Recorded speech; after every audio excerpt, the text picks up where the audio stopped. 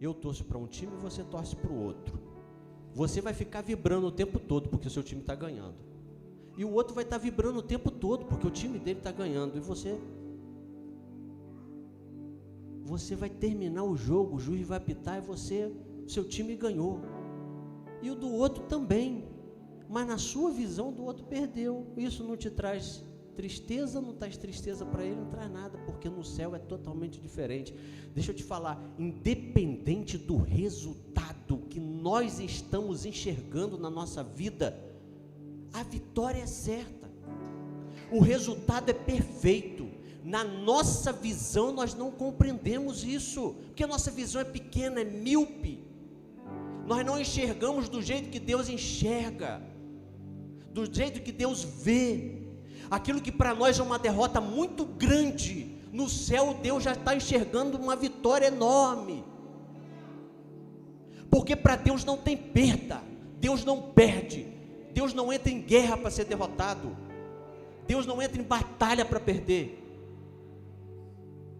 Em todas elas Ele sai vencedor, mesmo naquela que eu e você não estamos entendendo ainda, porque nós ainda somos limitados pelo tempo. Enquanto nós ficamos tentando descobrir o que nos vai acontecer daqui a alguns instantes, lembrando-nos do que nos aconteceu lá atrás, Deus olha para a nossa vida como uma linha do tempo normal, onde Ele vai para um lado e para o outro no momento que Ele quiser. Eu e você não entendemos o que está acontecendo aqui. Deus já está olhando para lá, já está falando lá, é a vitória que está lá.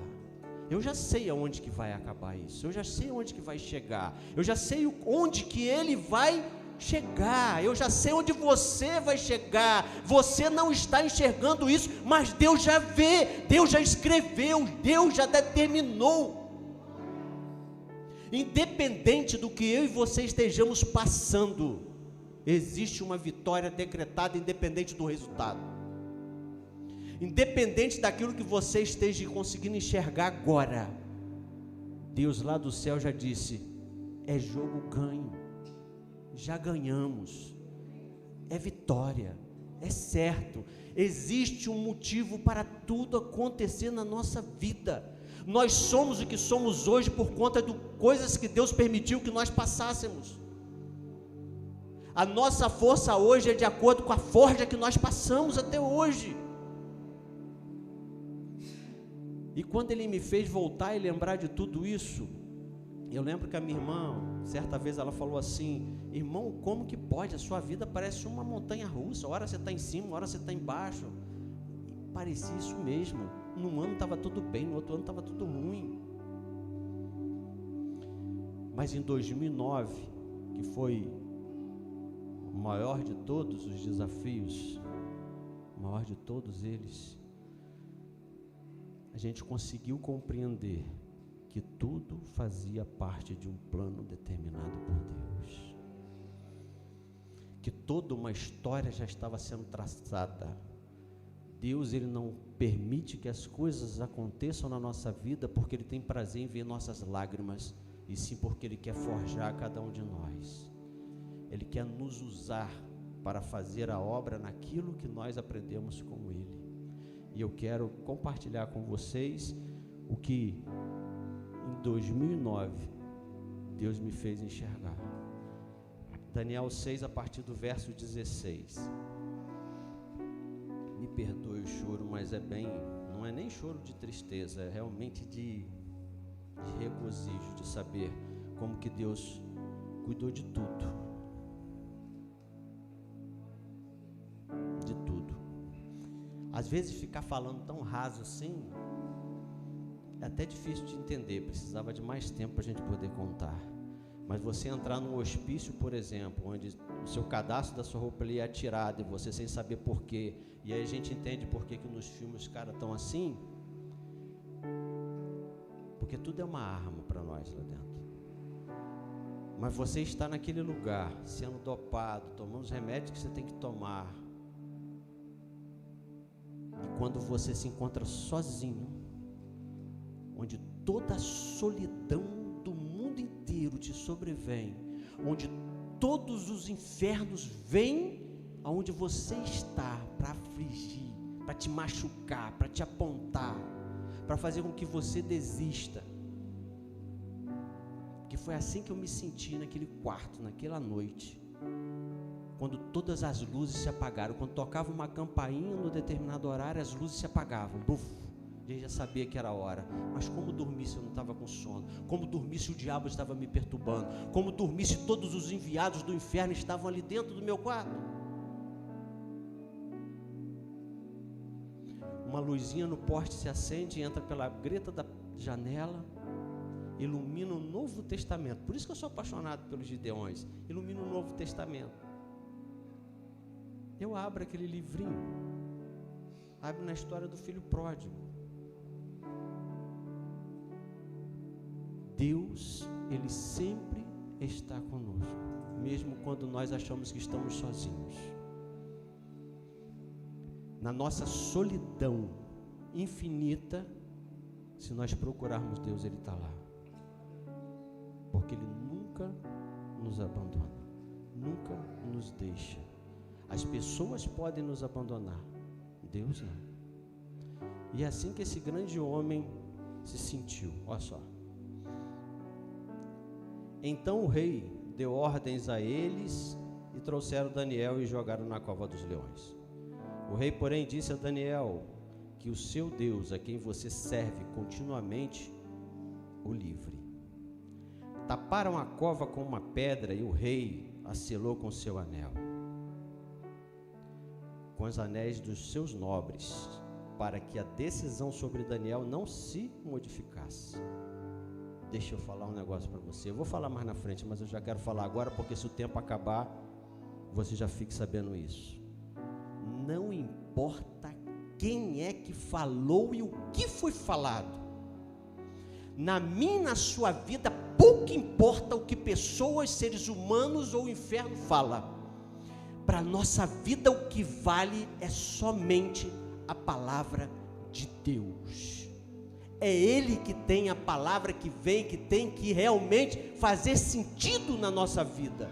É a palavra dEle que tem que arder no meu e no seu coração. É a palavra dEle que tem que machucar, tem que ferir, tem que magoar, tem que abrir a ferida, tem que doer. É a dEle. Porque a palavra dEle, quando dói, é porque está curando alguma coisa. É aquele metiolate. Do homem não. Palavra de homem nenhum pode fazer você parar. Palavra de homem nenhum pode fazer você desistir. Palavra de homem nenhum pode fazer com que você fique prostrado. A palavra de Deus é que faz sentido para mim e para a sua vida. De mais ninguém. E quando todo mundo, todas as hostes do inferno ou aqui da terra vier dizer alguma coisa que não tem jeito, Deus é que sabe o que tem e o que vai acontecer. É dEle é que vem a última palavra. É Ele que tem o poder. Qualquer outra coisa é só uma vírgula na minha e na sua história. Porque o único que tem poder para botar ponto final é Deus, mas ninguém. Qualquer outra coisa na nossa vida é só mais um momento. O único que determina o fim é Deus. E se Ele não determinou o fim, é porque há esperança. E por isso que se diz que a esperança é a última que morre. Porque se Ele não determinou, se Ele não disse que é o fim, você ainda continua com a sua fé inabalável, irrestrita naquele que tudo pode, até que Ele coloque o ponto final.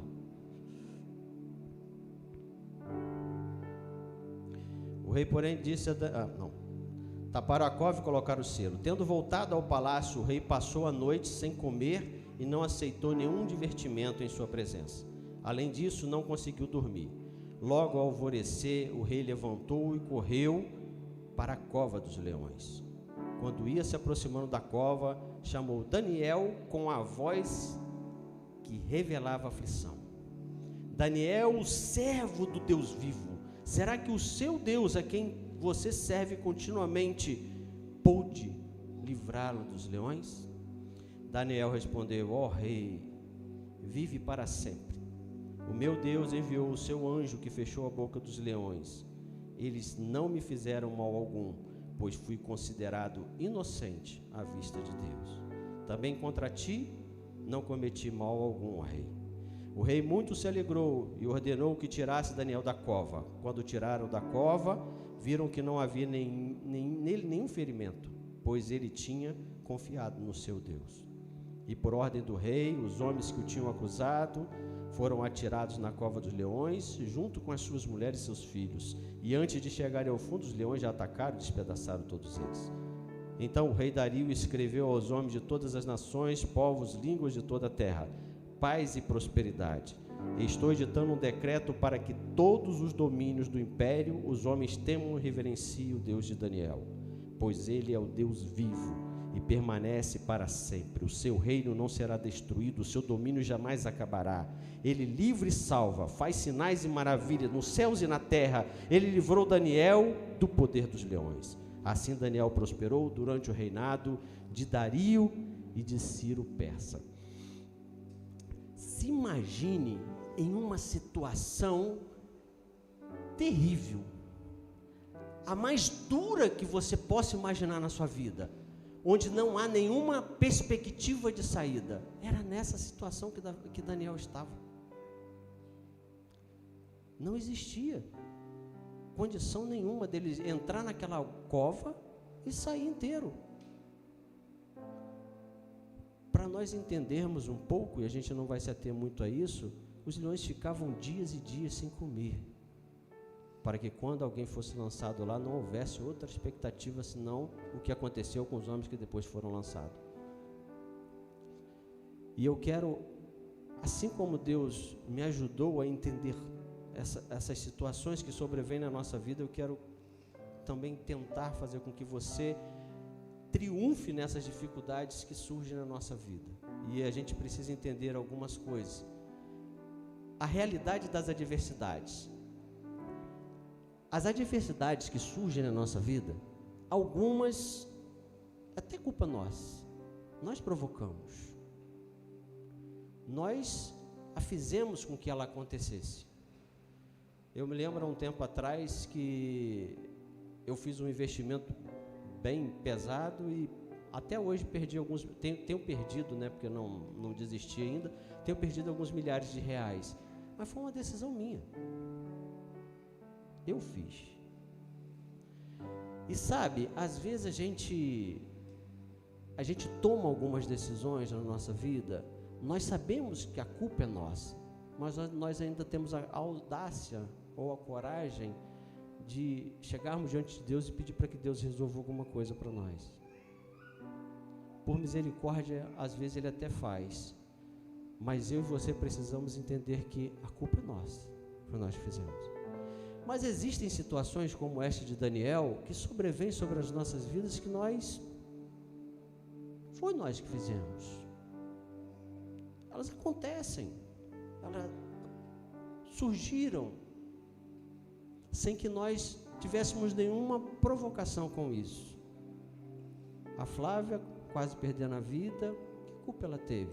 Estava fazendo uma coisa tão linda que é trazer um filho ao mundo. Miguel, que culpa teve pegar uma enfermidade daquela? Que provocação que ele fez? Que provocação eu fiz de sentir uma dor no peito e descobrir que poderia ser uma coisa tão grave? Mas a gente precisa entender que tem coisas que nós provocamos e tem coisas que surgem, que acontecem, que nós não precisamos fazer nada. Porque quando nós começamos a ter esse entendimento na nossa mente, a gente descobre que, como dizia o meu falecido pai, nós não somos o único neste mundo. Sabe por quê? Porque às vezes eu e você achamos que nós somos tão bonitos, tão perfeitos, que a gente acha que aquilo só está acontecendo conosco. Deus escolheu só eu para acontecer aquilo. No meio de bilhões e bilhões de pessoas, no decorrer desses anos todos, Deus ele foi lá, não, eu quero que... Não é assim. As coisas podem acontecer comigo, com você, sem que eu e você provoquemos. E não carece de Deus explicar para nós o porquê. Ele não tem obrigação de dizer para mim e para você o porquê que essas coisas acontecem, sem que eu e você provoquemos.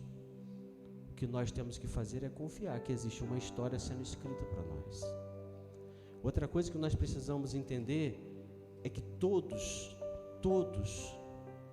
nós, Sarinha, todos nós, independente de cor, independente de religião, independente de nacionalidade, do time que você torce, estamos sujeitos.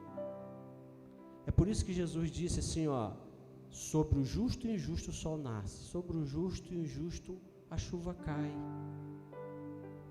Se nós olharmos de forma muito rápida essa palavra, parece que sol é coisa boa. Quem não gosta do sol? Se ele for bem controlado, se ele for bem temperado, se ele permanecer por muito tempo, a seca vem, a colheita já não vem mais. Se a chuva vir muito forte, então as coisas acontecem independente se você usa óculos ou não. Se você tem cabelo preto ou cabelo louro, se você é branco, se tem olhos verdes, olhos azuis, não importa, vai acontecer uma hora ou outra. E se você conseguir viver essa vida todinha, sem que nada, nenhuma surpresa aconteça na nossa vida, ainda não conheci ninguém. Mas o que você não pode achar é que você é exclusivo e se fazer de coitadinho para Deus. Ah, Deus, por que está acontecendo isso comigo? Ué, você é melhor do que os outros? Ah, por que aconteceu isso com meu filho? Ué, seu filho é melhor do que o filho do vizinho? Quando nós compreendemos algumas coisas, que neste mundo nós estamos sujeitos ao que acontece aqui, nós paramos de achar que nós precisamos, ou que Deus ele tem obrigação de cuidar melhor de nós do que das outras pessoas, que Deus tem que olhar mais para mim e para a sua vida de uma forma diferente só porque a gente está nessa igreja, que Deus tem que cuidar da nossa vida e nos colocar numa redoma super protetora só porque nós servimos Ele, porque oramos a Ele continuamente. Olha a história de Daniel, fantástico esse jovem. É porque a gente esquece de um monte de coisa, a gente só fica na cova dos leões. Mas a cidade dele foi tomada. Daniel ali era um escravo. Daniel ali não era um príncipe ali dentro. A cidade dele foi invadida. No coração dele chorava de noite, por que Jerusalém caiu? E ele agora está numa cidade, num lugar que não lhe pertence, que as pessoas não gostam dele, está dentro do palácio do rei, porque o rei foi favorável ao seu olhar a ele. Nem para este servo tão especial, Deus deu tanta exclusividade quanto a que nós queremos. Nós não somos exclusivos, e ter isso dentro de nós, esse entendimento dentro de nós, nos tira daquele lugar de coitadinho, de pessoas que vivem lá se lastimando e lamentando pela vida que tem, e nos coloca na posição de guerreiro, pronto para a batalha. Porque quando eu entendo que as coisas não acontecem só comigo, acontece com tantas outras pessoas, quando eu não sou exclusivo, porque Deus não escolheu me sacrificar, Deus não escolheu fazer o mal a mim, eu me coloco numa posição de guerreiro. Eu me coloco numa posição igual o Caleb se colocou, velhinho, mas aqui, não olha para mim não, meus cabelos brancos não, estou pronto para a batalha, estou pronto para a guerra, para conquistar aquilo que Deus ainda me prometeu, que eu ainda não recebi, porque deixamos a roupa de coitadinho para trás. Isso muda até o relacionamento nosso com Deus, porque quando nós entendemos isso, nós não dobramos o nosso joelho para ficar só lastimando e chorando com o Senhor das nossas lamúrias, daquilo que nos tem acontecido. A nossa oração com o Senhor é outra, é uma oração de gratidão, é uma oração de dizer para o Deus o quanto nós estamos gratos ao cuidado que Ele tem para com as nossas vidas. Ao dizer para Deus, nós oramos e dizemos para Deus: muito obrigado por eu não ser exclusivo, Senhor, porque eu posso testemunhar do seu poder mesmo sendo falho, sendo pequeno. Muito obrigado, Senhor, por me permitir passar por determinadas coisas e que as pessoas possam ver manifestado o teu poder, a tua glória, a tua majestade. Porque eu tiro a minha roupa de coitado. E esse entendimento nos faz começar a viver nossa vida, nos caminhando em direção ao nosso triunfo, sobre as nossas dificuldades. Outra realidade que nós precisamos entender é que a cova dos leões em nossas vidas não são destinadas para nos destruir. Sabe para que é a cova dos leões na nossa vida? Para revelar quem nós somos. As adversidades, quando vêm sobre a nossa vida, é para revelar quem realmente nós somos. Quando Daniel foi jogado na cova, qual foi a revelação que se teve? Daniel é um servo de Deus. O rei, na mesma hora, manda propagar uma lei onde todo mundo precisava adorar a este rei que Daniel adorava. A cova dos leões na vida de Daniel revelou quem ele era. Sabe por quê? Porque nós somos bons servos quando tudo está muito bem.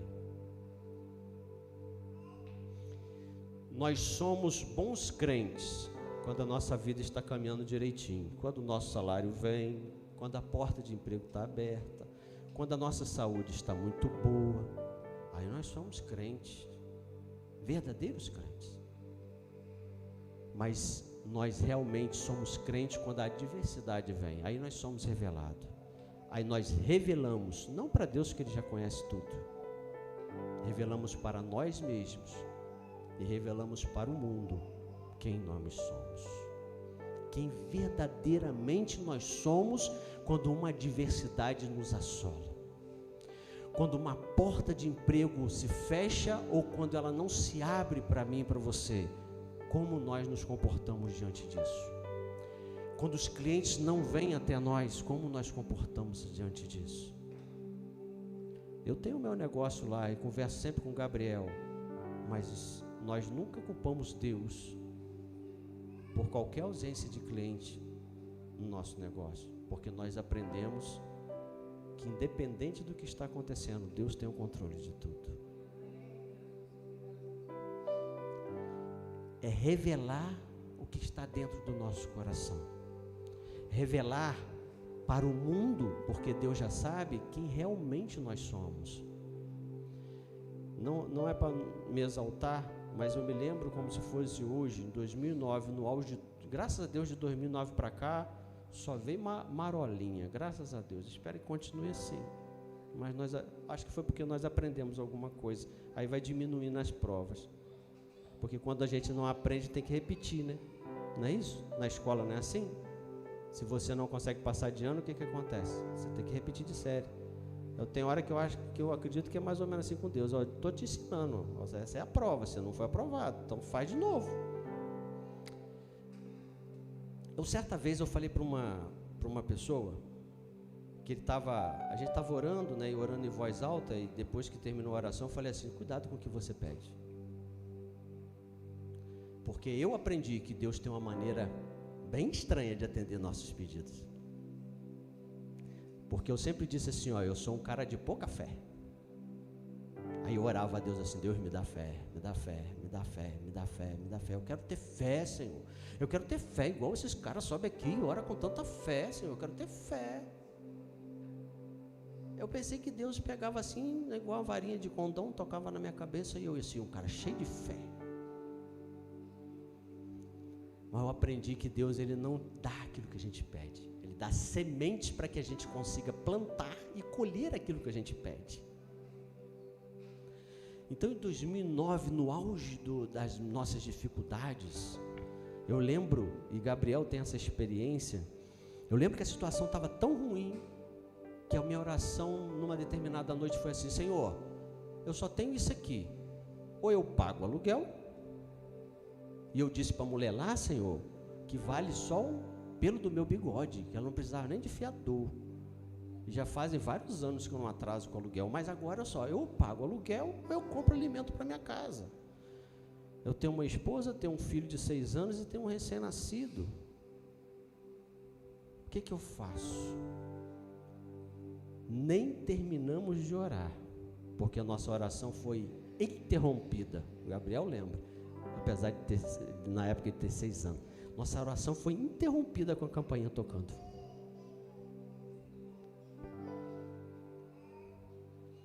Irmão, mas chegou um abençoado lá com tanta coisa, mas com tanta coisa. E você sabe o que é interessante? Por isso que eu digo para você que Deus já sabe de tudo. Ele precisa que eu e você sim conversemos com Ele e dizemos para Ele o que está doendo no nosso coração, mas Ele já tem, Ele já sabe. Ele quer que nós nos revelemos ao mundo aquilo que a dificuldade, as adversidades está nos causando. Porque antes de eu orar, porque se a mulher foi fazer compra lá em Barcelos, e se ela tocou a campainha quando eu estava orando, é porque Deus mandou ela fazer isso antes de eu pensar em orar. Antes de eu começar a imaginar que eu ia ter que escolher o que fazer com aquele dinheiro, Deus ela já tinha mandado uma pessoa ir lá. Você sabe por quê? Porque eu sou um cara teimoso pra caramba, eu ia pagar aluguel.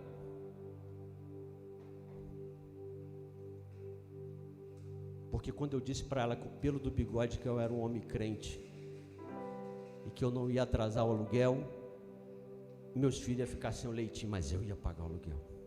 E Deus já sabia disso. Ele falou assim: esse cara vai deixar de comprar comida para a casa dele, cara. Esse cara é muito teimoso, bicho. Deixa eu mandar comida para ele lá urgente, porque amanhã o cara não vai ter comida para dar para os filhos.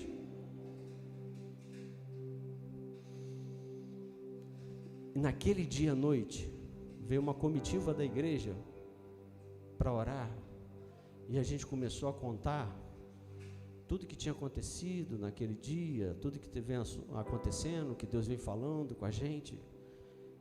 E eu fui contando aquilo tudo, e eu falei assim: cara, aí chegou, tá aí, ó, nem arrumamos ainda as compras, tá tudo arrumado, tem nem lugar para colocar tanta coisa assim, biscoito, não sei o que lá, não sei nem como que eu vou guardar isso tudo. No final o cara me leva para dentro do lado de fora: vem cá que eu quero que você nos acompanhe até o portão. Eu acompanho ele até o portão, ele me entrega um envelope, eu abro o envelope, tinha 3 meses de aluguel. Eu falei: que é isso? Porque Deus, Ele quer saber como você vai se comportar diante da dificuldade. Como que você se comporta quando a adversidade começa a bater na sua porta? Quando realmente a nossa prova de fé, de amor, de esperança naquele que tudo pode, como que nós nos comportamos? Isso faz toda a diferença, porque eu e você nem sabemos como nós vamos nos comportar. O seu vizinho nem imagina como você vai se comportar, mas Deus já sabe como você vai se comportar, e muitas das vezes nós não alcançamos aquilo que precisamos alcançar, muitas das vezes não saímos da nossa dificuldade, da nossa adversidade, porque nós ainda não estamos preparados para a revelação que virá, que vai machucar a gente. E deixa eu te contar um negócio: se está ainda passando, se ainda está no vale, se ainda está no deserto, continue por ali, porque tem alguma coisa ainda para você aprender, para eu aprender, e é só isso que importa para mim e para você. Não importa onde eu e você estejamos vivendo, não importa por onde eu e você estejamos passando, o que importa é quem está conosco na jornada que nós estamos trilhando. Isso é o que importa. Porque quando eu e você alcançamos esse entendimento, não importa mais nada, não importa se está faltando alimento, não importa se a porta está fechada, não importa se não vem cliente, não importa se eu não consigo vender, não importa, porque eu confio e acredito naquele que tudo pode, e de um jeito ou de outro, se tiver que ser de uma forma espetacular, Ele vai fazer. Agora, como que eu e você temos nos comportado? Precisamos ficar 40 anos no deserto? O povo de Israel ficou 40 anos, caramba. Tem provas na vida de pessoas que estão se alongando há tanto tempo, porque não consegue largar o Egito lá para trás, que ficou depois do Mar Vermelho, continua carregando o Egito dentro dele, não consegue passar pelo deserto e aprender com o que o deserto tem a ensinar. E sabe o que às vezes até me dói mais um pouco? É que a gente estuda tanto, né? E a gente pega homens que não conhecem Deus e faz eles proferir umas palavras tão bonitas. Chegaram perto de um camarada certa vez e perguntaram para ele assim: quantas vezes você errou na sua vida? Ele falou assim: nenhuma. Aí o repórter falou: impossível, todo mundo já errou uma vez pelo menos. Ele fala: mas eu não. É o mais de 7. Sabe que virou moda agora o mais de 7? Pega a chave. Olha o entendimento do cara. Meu amigo, deixa eu te explicar. Porque na minha vida, ou eu acerto, ou eu aprendo. Eu não erro. Porque você, sabe aquele ditado que diz, errar 2 vezes? Como é que é? Como é que fala? É burrice, né? Hã? Você continua na burrice. Se errar uma vez, então, é isso aí. Eu ia falar o seguinte, né? Que o ditado diz que se você errar 2 vezes é porque você é burro, né? Mas na verdade, se você errar já na primeira, você porque você tem que pegar essa chave, pegar esse mais de 7. Como é que é? Pegar esse código.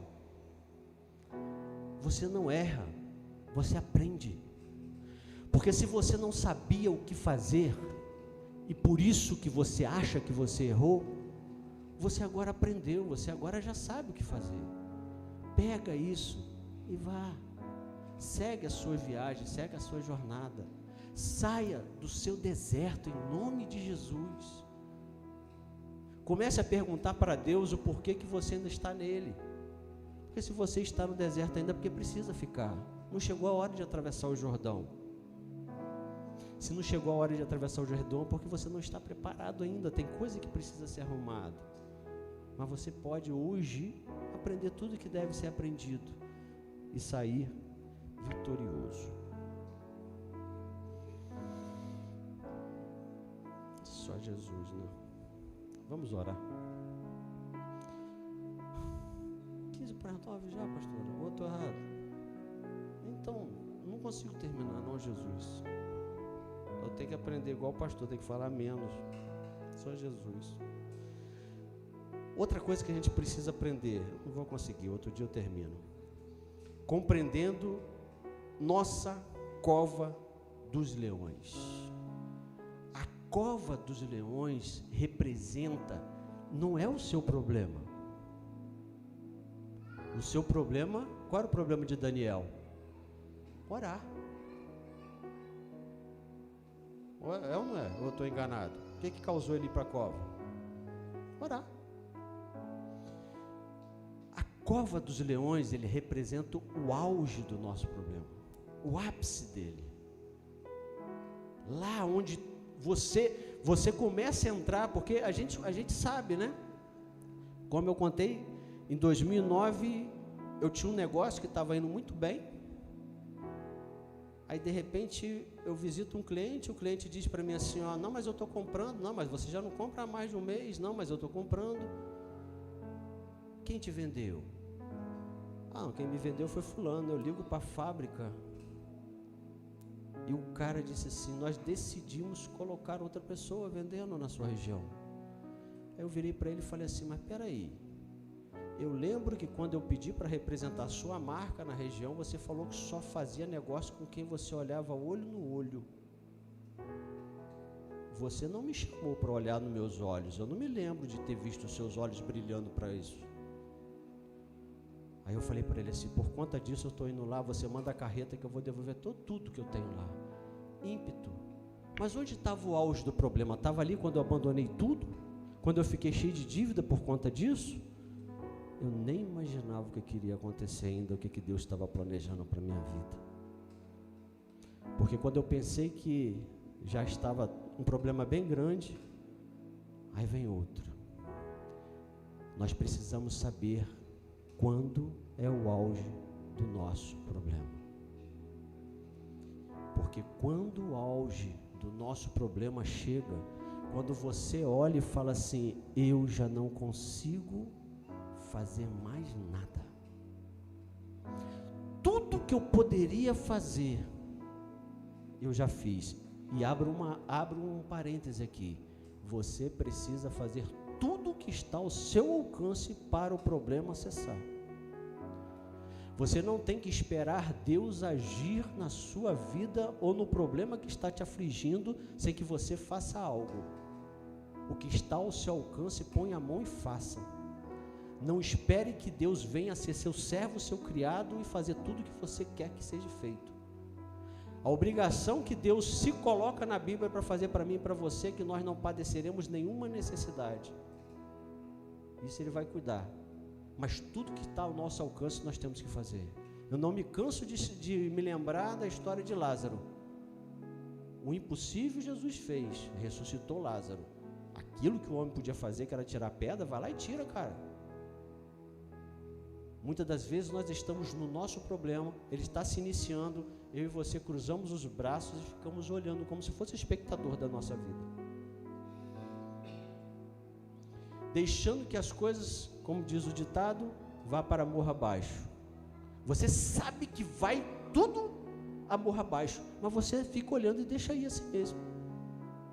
Então faça tudo que você tem que fazer.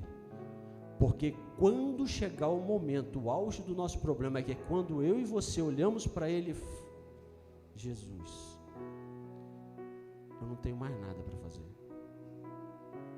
Não posso fazer mais nada. Em 2009, quando Miguel surgiu com um probleminha no joelho dele, que nós começamos a correria, aquilo que eu já contei no início, sem condição de fazer o exame, aí nós descobrimos o que era. Nós pensamos que só em descobrir o que era já, agora eu sei o que é, só correr atrás da solução. Aí o médico olhou o exame e falou assim: eu preciso abrir. Aí o médico, Miguel então vai para o centro cirúrgico e a gente está assim, agora Jesus, agora arrebentou, vai operar o menino, né? O médico terminou a cirurgia, voltou e falou assim, aí é o auge de um problema, tá? Ele fala assim: deixa eu falar uma coisa para vocês. Seu filho pode acontecer com ele da perna dele nunca mais crescer. A perna dele ficar assim, porque nós tivemos que mexer justamente muito próximo da glândula do crescimento. Nem sabia que existia isso. Próximo da glândula de crescimento. E outra coisa, vocês não podem deixar nem imaginar da perninha dele sofrer algum acidente, porque está só com um filetezinho de osso. Porque se acontecer não tem volta, a gente vai ter que cortar. Miguel tinha 1 ano e pouquinho, gente. Como é que você segura uma criança que está aprendendo a andar? Tem foto nossa lá, eu andando com ele e eu orava: Jesus, não deixa acontecer nada. Mas aí o médico disse assim: ele pode nunca mais. Esse é o auge do problema. O homem não pode fazer mais nada. Você não pode fazer mais nada. A única esperança é Deus. Só existe Ele. Esse é o auge do problema. E eu e você precisamos, dentro dos nossos problemas, dentro da nossa cova dos leões, que a gente identifica, e eu e você precisamos olhar para as nossas vidas e descobrir quais são as nossas covas e saber em que momento do nosso problema nós estamos vivendo. Se nós ainda não estamos no ápice, significa que tem muito para mim e para você fazer ainda. Não fique só incomodando o mestre, porque incomodas o mestre com isso. Faça o que você tem que fazer, o que está ao seu alcance de ser feito. Para de orar para Deus por uma porta de emprego e comece a buscar conhecimento e comece a fazer currículo. Pare de orar a Deus por clientes e passe a fazer o que deve ser feito para que eles venham até você. Uma coisa não anula a outra. Você pode até chegar para Deus e falar assim: Senhor, eu estou fazendo. Está vendo o que eu estou fazendo? Mas entrega o que você está fazendo. Faz a sua parte. Lembra da mulher do azeite? Do milagre do azeite? Olha só, você sabe o que o meu marido fez. E agora meu filho vai ser livrado escravo. O que o profeta falou? Deixa que o milagre do azeite eu faço. Deus faz. Mas aqui, vai buscar os vasilhames todinho aí. Todos os vasilhames. Deixa eu contar um negócio para você. Se ela mandasse uma fábrica fabricar vasilhame, até hoje estava jorrando azeite. Porque só parou de encher os vasilhames quando ela perguntou: tem mais algum? E disseram: não, se acabou os vasilhames. Cessou. O azeite de Deus não cessa de jorrar sobre a nossa vida. O que falta são os nossos vasos para serem cheios. Deus continua derramando, nós cantamos aqui, Deus continua derramando o Espírito dele. O que falta são vasos disponíveis para poder receber esse Espírito. Deus continua fazendo milagre. O que faltam são pessoas que acreditem que Deus pode fazer milagres. Deus continua abrindo portas. O que faltam são pessoas que não acreditam, mas que Deus faz isso. Mas eu e você precisamos fazer tudo que nos cabe. Porque se tem uma coisa que Deus não gosta, é de acomodado. Se nós olharmos todas as pessoas que Deus usou aqui na Bíblia, todos eles estavam fazendo alguma coisa. Eliseu é o mais, até os ímpios estão usando Eliseu aí, né? Você vai nessas palestras de empreendedorismo, de empresa, eles gostam de Eliseu, porque Eliseu estava trabalhando. Aí de repente Elias fala assim: vem embora, vem comigo. Aí aquela história que vira até hino, né? E queimou as carroças, matou o boi, hino bonito, né? Só que nós não temos coragem de fazer isso. Quando é que eu e você eliminamos todas as possibilidades humanas para viver só diante dos milagres de Deus? Nós precisamos esgotar todos os artifícios humanos para que não reste mais nenhum para que Deus execute o milagre dele na nossa vida. Porque senão nós queremos fazer com que Deus seja nosso servo, nosso funcionário, onde nós temos um problema, como se o nosso joelho fosse uma varinha mágica. Nós dobramos o joelho, nós oramos e Deus, tadinho dele, está passando por necessidade, eu vou arrumar aqui. Tadinho, vou arrumar acolá. Tadinho, vou arrumar acolá. O que cabe a você fazer, faça. Não abra mão de fazer tudo o que está ao seu alcance para ser feito. Se tiver que ir para a batalha com 318 homens para enfrentar 5 reis, você tem que ir. Se tiver que buscar água dentro da cidade murada, você tem que ir. Você tem que fazer o que cabe a você fazer.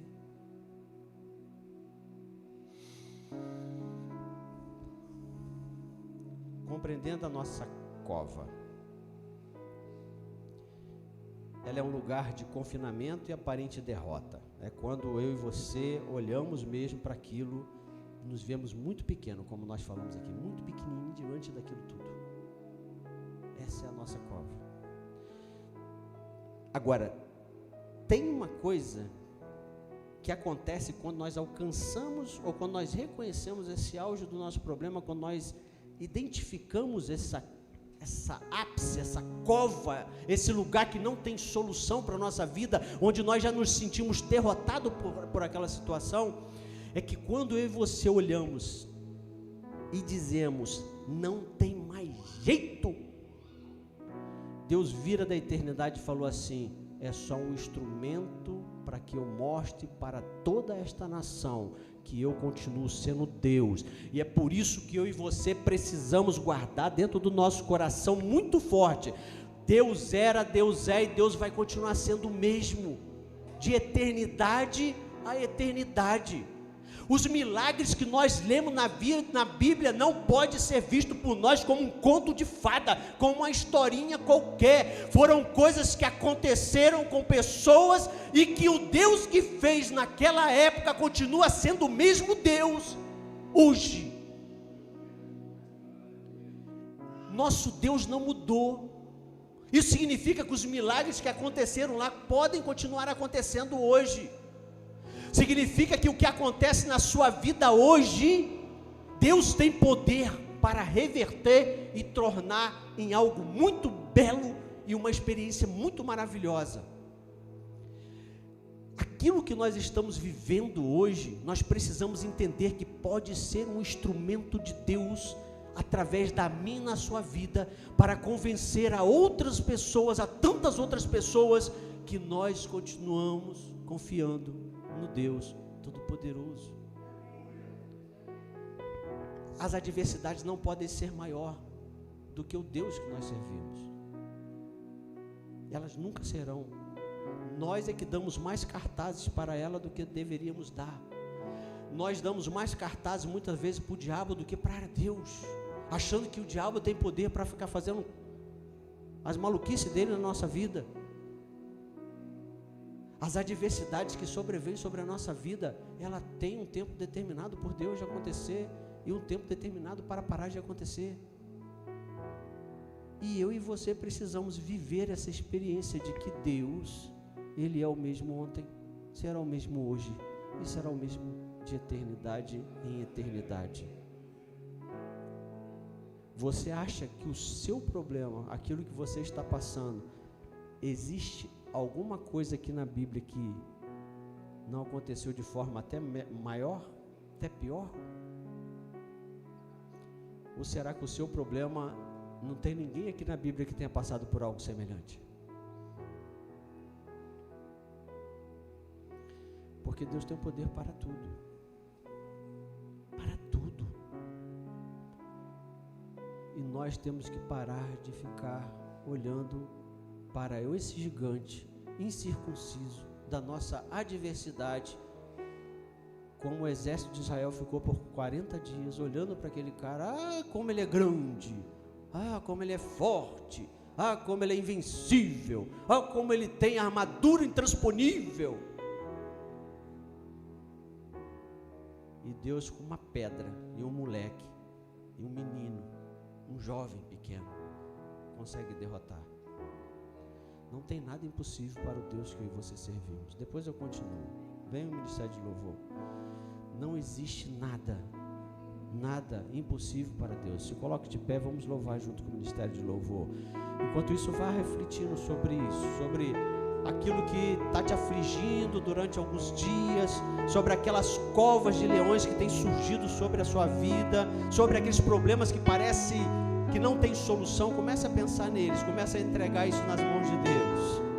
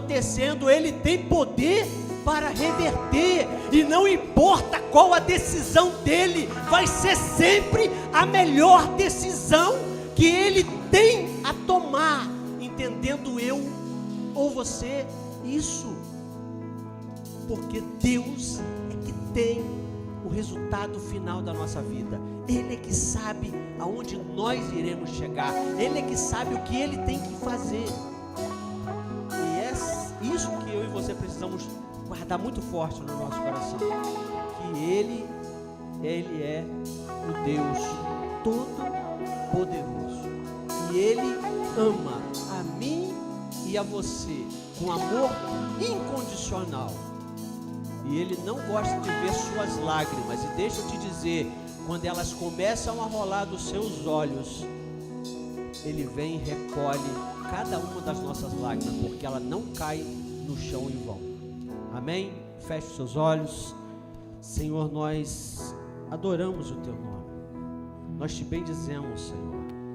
Senhor, nós temos situações, Senhor, das nossas vidas incontroláveis, situações que têm tirado o nosso sono, têm tirado a nossa paz, e nós queremos dizer para o Senhor, se nós não tivermos feito nada até agora, nós nos comprometemos em fazer, Senhor, tudo o que nos cabe ser feito, mas nós Te pedimos, ó Deus, que se tiver algo que é impossível para nós acreditamos que o Senhor tem todo o poder para agir de forma miraculosa, Senhor, e reverter o nosso cativeiro. Nós entregamos as nossas vidas, as nossas necessidades, as nossas causas, Senhor, diante de Ti, porque nós cremos que Tu és o juiz todo-poderoso e que tens, Senhor, a decisão certa para as nossas vidas.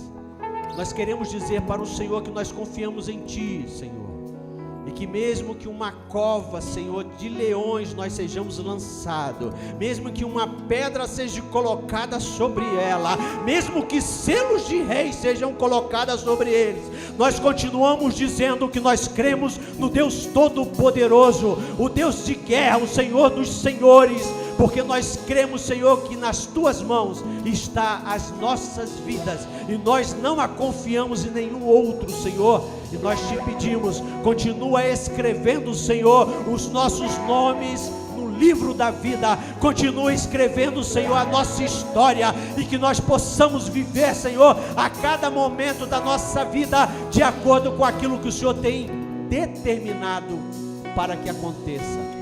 Nos permita, Senhor, passar pelas provas confiante em Ti, mas que nós possamos sair, Senhor, aprovados em cada uma delas, que nós venhamos a ser testados, Senhor, não por Ti, não para Ti, porque Tu sabes de todas as coisas, mas que nós venhamos, quando nós viemos a ser testados para nós mesmos ou para o mundo, que nós venhamos a sair, Senhor, com um bom resultado, de que nós somos um servo fiel, temente, confiante em Ti, Senhor, porque isso é o que arde em nosso coração. Forja as nossas vidas, Senhor, para que nós possamos ser cada dia mais forte. É o que nós Te pedimos no nome de Jesus. Você diz amém. Glória a Deus. Outro dia a gente termina, Deus sabe todas as coisas. Terça-feira temos live, quinta-feira temos culto, domingo temos culto. Qual é a nossa tarefa? Orar. Qual é a nossa tarefa? Sermos evangelistas. Você não precisa falar, você não precisa pegar uma pessoa. Nas nossas redes sociais nós conseguimos ser evangelistas. No nosso status de WhatsApp nós conseguimos ser evangelistas. No Facebook, no Instagram ou qualquer outra mídia.